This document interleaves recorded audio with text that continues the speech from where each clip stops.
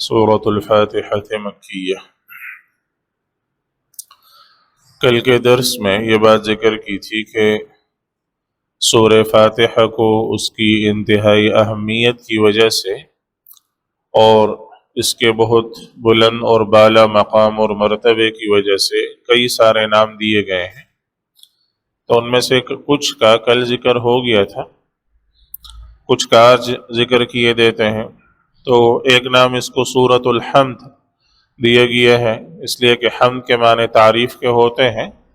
اور یہ اللہ تعالیٰ کی حمد پر، تعریف پر مشتمل ہے، بلکہ اس کی ابتدا ہی الحمدللہ سے ہوتی ہے۔ اسی طرح دوسرا نام اس کو سورۃ الشکر کا دیا گیا ہے،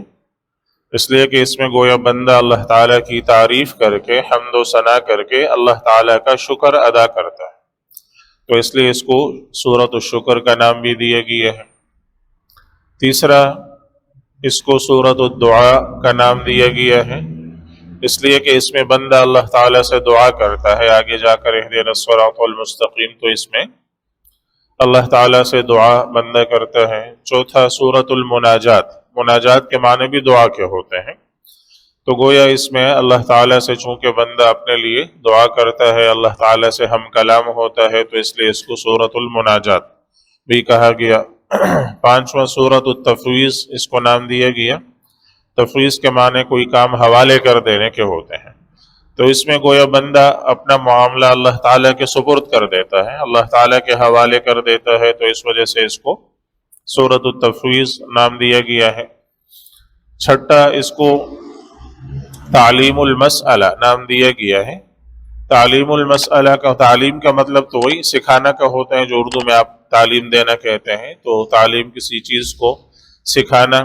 مسئلہ کے معنی وہی سوال کرنے کے ہوتے ہیں، تو اس میں گویا کہ بندے کو اللہ تعالیٰ نے سکھایا ہے کہ بندے کو اللہ تعالیٰ سے کیسے مانگنا چاہیے،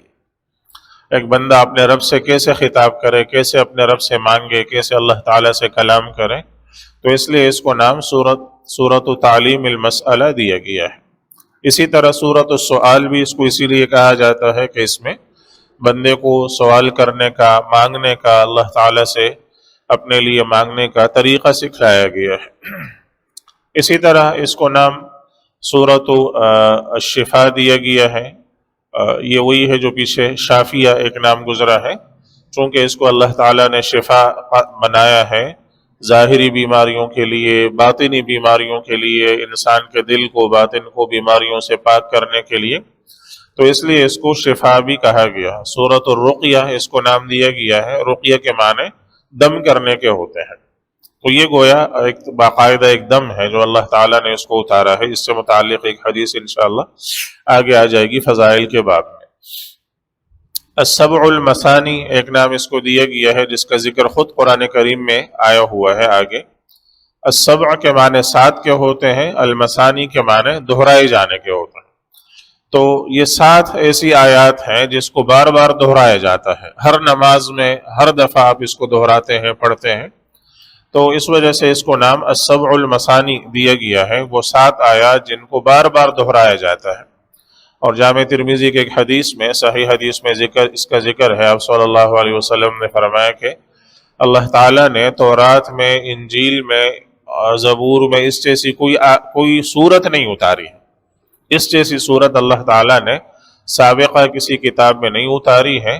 یہی السبع المثانی ہے، یہی القرآن العظیم ہے،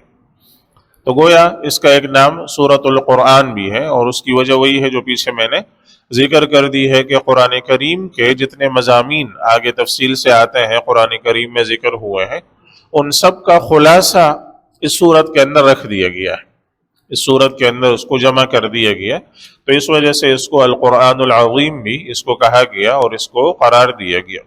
السبع المثانی 7 بار بار پڑھی جانے والی آیاتیں، 7 بار بار دہرائی جانے والی آیاتیں، اور القرآن العظیم اس لیے کہ قرآن کریم کے